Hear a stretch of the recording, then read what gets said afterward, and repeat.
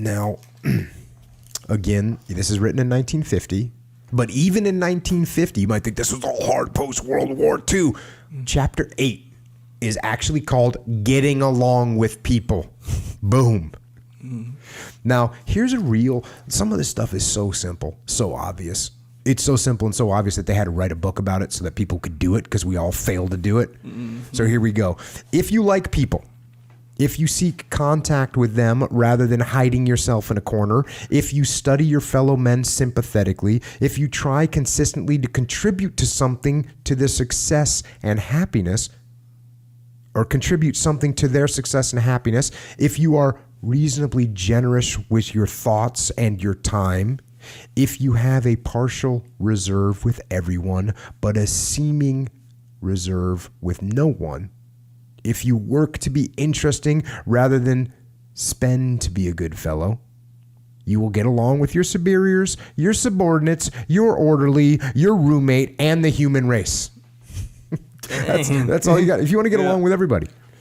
Now, one of the ones that I these are all pretty obvious, but one of the ones, if you have a partial reserve with everyone, but a seeming reserve with no one. So what that means is you're not just flying off the handle. You're just reserved a little bit. You show restraint, but the restraint doesn't come across as aloofness, right? It's not so much, if I come into a room and I'm going to show restraint, so I'm not going to say hi to you, I'm going to come across as aloof and you're not going to like me.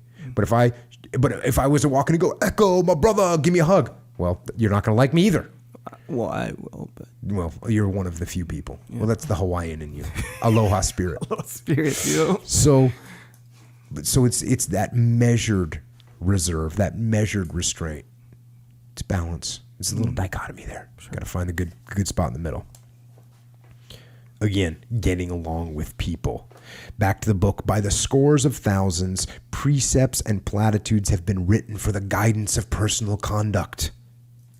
The odd part is that despite all of this labor, most of the frictions in modern society arise from the individual's feeling of inferiority, his false pride, his vanity, his unwillingness to yield space to any other man.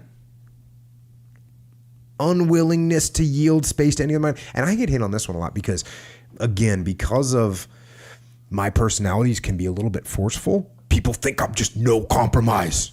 My way or the highway. And this is what they're talking about. I'm not like that. I'm open to suggestions. I'm willing to say, you know what, that's a better idea. Or you know what, I like your idea. Could we make this adjustment to it? Or yes, I can change my idea to fit with what you're saying because it makes sense. People that don't do that have unwillingness to yield space to any other man. Continuing on, and his consequent urge to throw his own weight around. Right? These are just ways to not get along with people.